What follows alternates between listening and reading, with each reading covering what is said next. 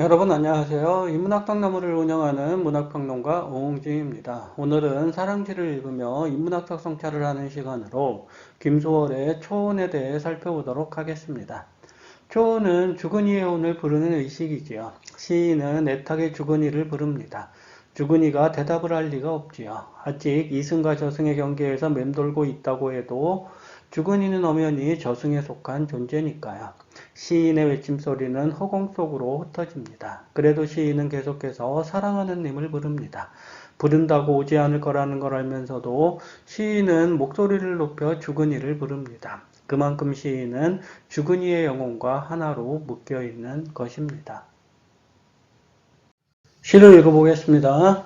산산이 부서진 이름이여 허공 중에 헤어진 이름이여 불러도 주인 없는 이름이여 부르다가 내가 죽을 이름이여 심중에 남아있는 말 한마디는 끝끝내 마저하지 못하였구나. 사랑하던 그 사람이여 사랑하던 그 사람이여 붉은 해는 서산마루에 걸리었다. 사슴의 무리도 슬피 운다.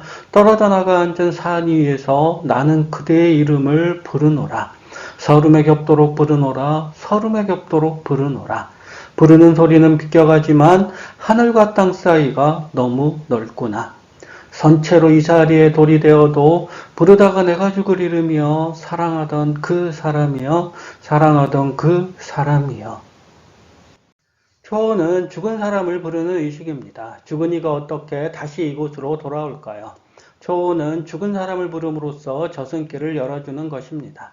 혼을 부르는 의식을 통해 이것에 대한 미련을 끊고 저승길로 가라는 의미가 초혼에는 담겨 있습니다. 하지만 죽은 사람을 이리 쉽게 보낼 수 있을까요? 사랑하는 사람은 죽어서도 여전히 살아있는 존재입니다. 사랑하는 사람의 죽음을 인정하지 않는 시인은 그래서 산산이 부서진 이름을 허공 중에 헤어진 이름을 죽을 힘을 다해 부릅니다. 죽을 힘을 다해 부르면 죽은 사람이 다시 돌아올까요? 그럴 수 없다는 것을 부르는 사람 또한 알고 있습니다. 하지만 부르지 않을 수 없습니다. 부르지 않으면 내가 죽을 것 같기 때문입니다. 부르다가 내가 죽을 이름이여라고 외치는 김소월의 이 마음을 누군들 쉽게 이해할 수 있을까요? 김소월은 이 시에서 똑같은 말을 계속해서 반복합니다. 사랑하던 그 사람이여라는 시적 외침은 한 번으로 끝나는 게 아닙니다. 이 식구를 반복함으로써 시인은 사랑하는 그 사람이 지금도 제 곁에 살아있다고 느끼려는 것일까요? 시인은 그 사람에게 하고 싶은 말이 있었는데 그 말을 하지 못했습니다. 죽은 자는 말이 없으니 산 사람이 나서서 말을 해야 합니다. 그런데 하늘과 땅 사이가 너무 넓습니다. 사랑하는 사람에게 하고 싶은 말은 시간이 흐를수록 쌓여만 가는데 하늘과 땅 사이가 너무 넓습니다. 오죽하면 서산마루에 걸린 붉은 해를 보며 사슴의 무리도 슬피 울까요? 소리로 온갖 생명들을 감동시켰던 오르페우스처럼 시인은 사랑하는 사람을 부르는 그 소리로 온갖 생명들의 응원을 얻으려 합니다. 서름에 겹도록 부르는 이 사람의 소리는 그러나 허공을 비껴갈 뿐입니다. 허공은 비어 있으므로 모든 소리를 받아들이지만 한편으로 허공은 비어 있으므로 모든 소리를 비껴가게 합니다. 사랑하던 그 사람을 부르는 사람만이 오직 애가 탑니다. 불러도 주인 없는 이름을 그가 이토록 간절하게 부르는 이유는 무엇일까요? 주인 없는 이름은 허공을 맴돌고 있습니다. 아니, 허공에는 아무것도 없습니다. 그런데도 시인은 주인 없는 이름을 변함없이 부릅니다. 부르고 부르다 보면 죽은 이가 반응을 보일 거라고 그는 생각하는 것일까요? 다시 이름의 주인이 되어 자기 앞에 나타날 것이라고 시인은 확신하는 것일까요? 선체로 이 자리에 돌이 되어도 부르다가 내가 죽을 이름이여라고 시인은 쓰고 있습니다. 주인 없는 이름의 저편에는 부르다가 내가 죽을 이름이 있습니다. 주인 없는 이름은 결코 이곳으로 돌아오지 않으니 주인 없는 이름은 곧 내가 죽을 이름과 다르지 않다고 볼 수 있습니다. 요컨대 시인은 다시 살기 위해 주인 없는 이름을 부르고 있습니다. 불러도 주인 없는 이름에서 벗어나기 위해 그는 주인 없는 이름을 계속해서 부르고 있습니다. 이것이 사랑하는 사람을 보내는 김소월 특유의 진혼제입니다.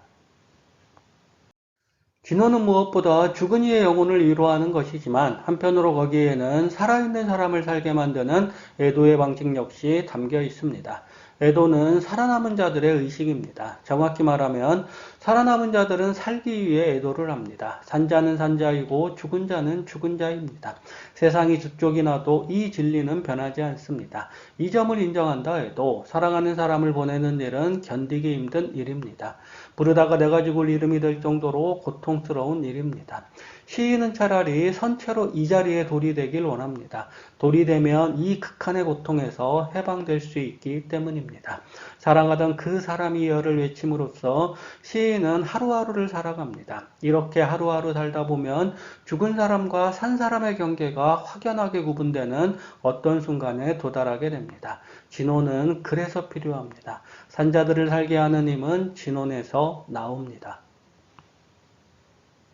산자는 진혼을 통해 죽은 자를 향한 최소한의 예의를 표현합니다. 산자들이 서럽게 울수록 죽은 자는 감동합니다. 그리고 죽은 자는 제가 가야 할 길로 갑니다. 이승에 머물러야 할 이유가 없기 때문입니다. 김소월은 이렇게 초혼이라는 시에서 사랑하는 사람의 부재로 하여 겪는 아픔을 격렬하게 드러냅니다. 격렬함이 깊어질수록 애도가 깊어지고 그럴수록 산자는 자신이 이 세상을 살아가야 할 분명한 이유를 깨닫게 됩니다. 그것이 죽은 자를 부르는 의식이고 그것이 산자를 살게 하는 의식입니다. 초혼이란 의식은 그렇게 산 사람들의 세상으로 들어옵니다.